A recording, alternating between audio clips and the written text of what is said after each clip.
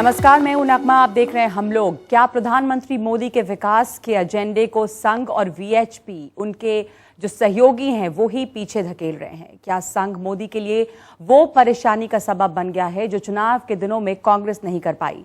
क्योंकि साक्षी महाराज जैसे लोग गॉडसे को राष्ट्रवादी बताते हैं। खैर, गॉडसे को राष्ट्रवादी बताने पर उनसे माफी मंगवाई गई, लेकिन फिर हिंदू औरतों को 4 बच्चे पैदा करने का बयान आ गया। इस बयान पर भी कारण बताओ नोटिस जारी किया गया, मगर ऐसा कोई नोटिस योगी आदित्यनाथ को नहीं मिला। बुधवार को बरेली की एक सभा हुई, पिछले बुधवार को। वहां पर वीएचपी नेता प्रवीण तोगड़िया ने साध्वी प्राची के बयानों की वकालत की और ये भी कहा कि वो लाहौर, रावलपिंडी और जम्मू कश्मीर में भगवा झंडा लहराना चाहते हैं। वीएचपी बार बार कह रही है कि वो अपने एजेंडे पे चलेगी। तो वीएचपी का जो एजेंडा है, क्या वो प्रधानमंत्री के एजेंडे से मिलता जुलता है? प्रधानमंत्री खुद संघ के प्रचारक रहे हैं। अब क्या प्रधानमंत्री को उसी आरएसएस के एजेंडे से खतरा है? क्या वो आरएसएस को कंट्रोल कर पाएंगे या आरएसएस अभी भी उन्हें कंट्रोल कर पा रही है? अलग अलग मत हैं इस पर और बहुत बड़ी चर्चा का ये विषय जरूर है, जिसके लिए हमारे साथ बहुत सारे मेहमान यहाँ पर आज हैं। ओम थानवी हैं मेरे साथ, एडिटर हैं जनसत्ता के। प्रोफेसर संगीत रागी हैं, राजनीतिक विश्लेषक और संघ के को करीब से जानने वाले। मुंबई से हमारे साथ जुड़ रहे हैं जफर सरेशवाला, जो कि मौलाना आज़ाद नेशनल उर्दू यूनिवर्सिटी के चांसलर हैं और प्रधानमंत्री मोदी के करीबी माने जाते हैं। अहमदाबाद से हमारे साथ हैं मौलाना मेहदी हसन, मुस्लिम धर्मगुरु, जिन्होंने नरेंद्र मोदी को स्कल कैप पहनने को दी थी और उन्होंने जब पहनी नहीं थी तो इसे लेकर काफ़ी हंगामा हुआ था। कमाल फारूकी साहब, दिल्ली अल्पसंख्यक आयोग के पूर्व चेयरमैन और मुस्लिम पर्सनल लॉ बोर्ड के संस्थापक सदस्य। डॉक्टर अजय कुमार, प्रवक्ता कांग्रेस, और लखनऊ से जूही सिंह है, प्रवक्ता समाजवादी पार्टी। मैं शुरू आपसे करना चाहती हूँ प्रोफेसर संगीत रागी। उद्योग जगत जो खास करके है वो बड़ा परेशान इन दिनों दिखा। हमने देखा कि कोलंबिया यूनिवर्सिटी के प्रोफेसर भगवती जब यहाँ पे आए तो उन्होंने कई इंटरव्यू दिए, एनडीटीवी को भी इंटरव्यू दिया और उसमें भी कहा कि जो डेवलपमेंट का एजेंडा है उस एजेंडे से हम कहीं इधर उधर जा रहे हैं, वो रिजल्ट ओरिएंटेड होना चाहिए। और ये भी कहा कि these RSS guys worry me. आपको लगता है these RSS guys are worrying for the PM? चिंता होनी चाहिए? जो कुछ भी हो रहा है वह बीजेपी का एजेंडा नहीं है। प्रधानमंत्री के तरफ से अभी तक जो कुछ भी आया है वह विकास का ही एजेंडा आया है, सबका साथ और सबके विकास का ही एजेंडा आया है। लेकिन साथ में यह भी देखना पड़ेगा कि जो धर्म परिवर्तन वगैरह के सारे मुद्दे जो है पिछले 4-5 महीनों में बहुत प्रखरता के साथ हो रहे हैं, उसकी एक पृष्ठभूमि भी हमें समझनी पड़ेगी। पिछले 10 साल के कांग्रेस राज के अंतर्गत जिस प्रकार से मुस्लिम अपीजमेंट का, जिस प्रकार से माइनॉरिटी में खास करके माइनॉरिटी अफेयर्स मिनिस्ट्री जो है वो मुस्लिम अफेयर्स मिनिस्ट्री बन गया है। माइनॉरिटी को खतरा किससे है? 1-2% की जो माइनॉरिटी है उसको खतरा नहीं है। जो 20% की माइनॉरिटी है वो अपने आइडेंटिटी पॉलिटिक्स को लेकर के हमेशा खतरे में रहता है।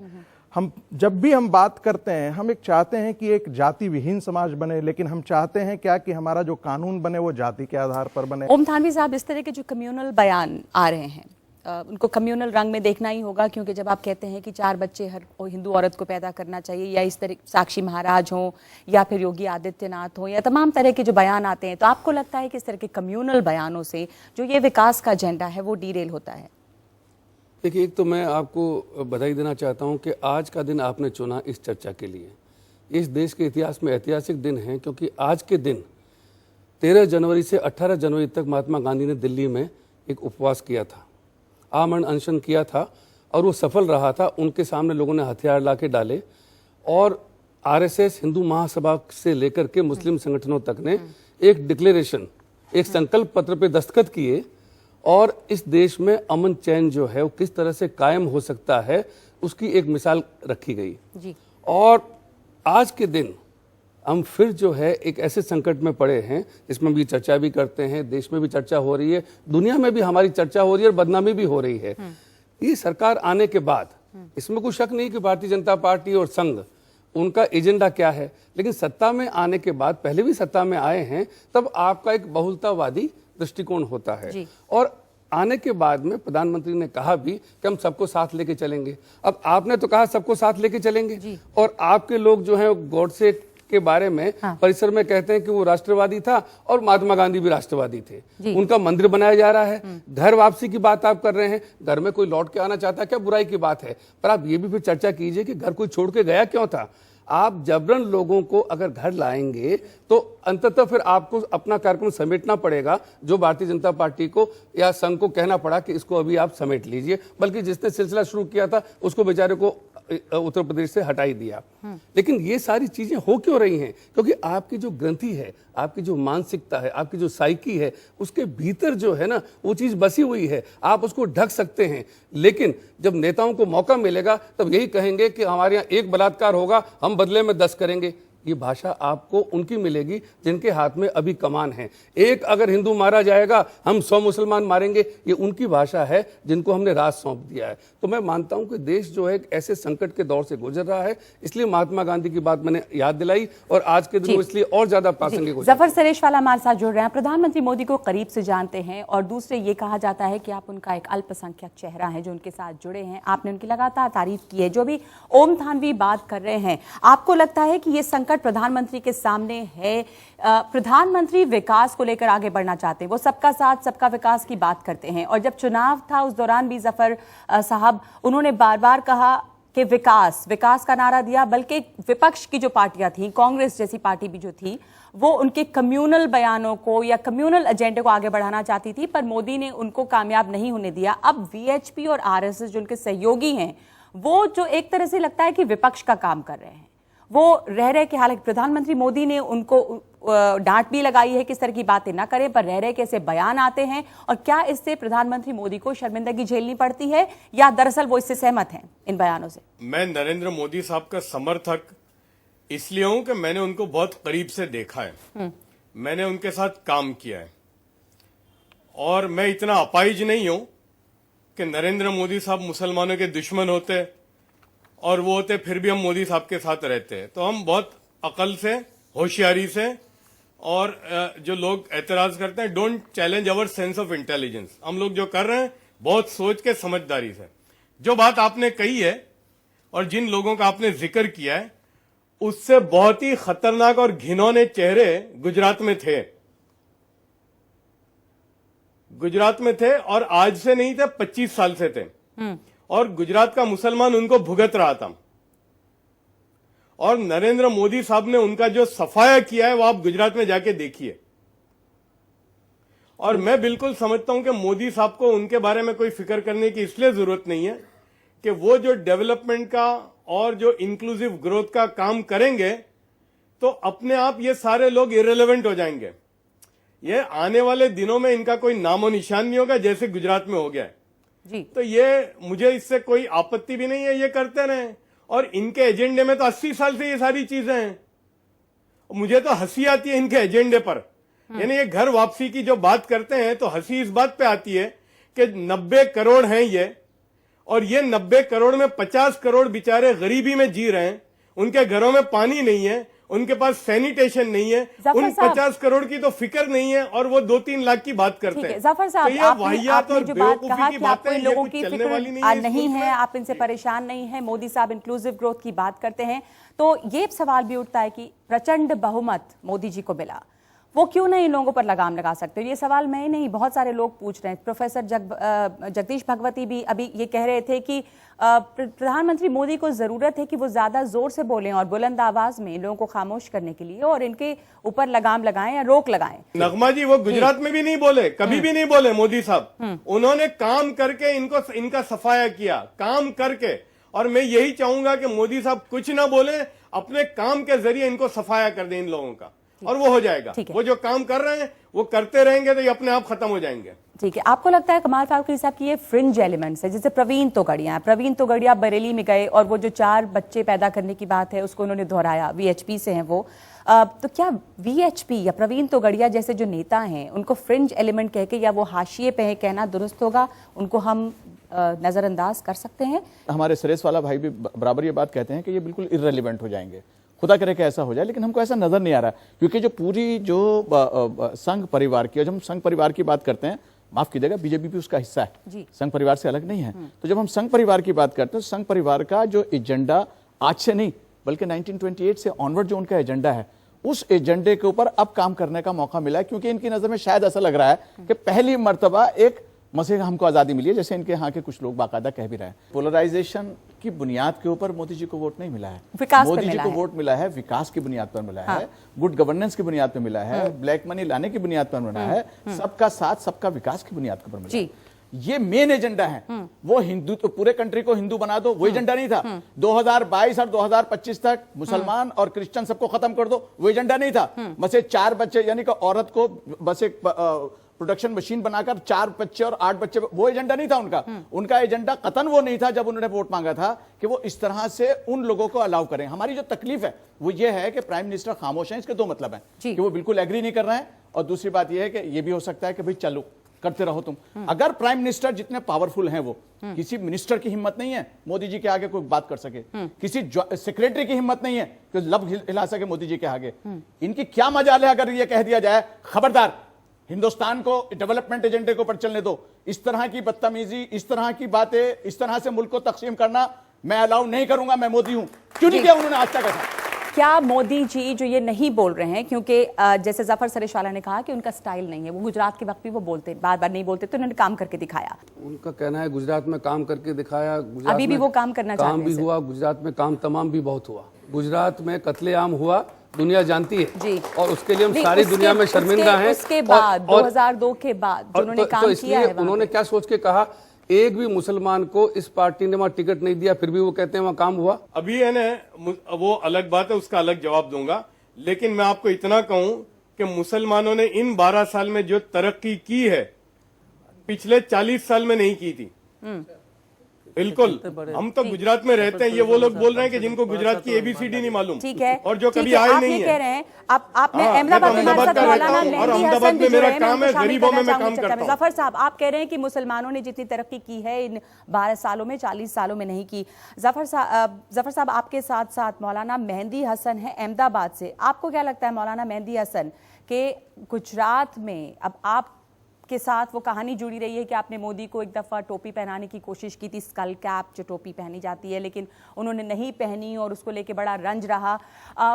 वो एक सिंबॉलिक, एक प्रतीकात्मक चीज़ थी, पर इसको अगर हम छोड़ भी दें तो क्या साथ लाने की कोशिश वहाँ पर तमाम लोगों को मोदी जी ने की है, या अब आपको लग रहा है कि कुछ चीज़ बदली है? मोदी साहब के अंदर अगर सद्भावना होती तो जाहिर हो जाती, बदभावना थी वो जाहिर हो गई अब।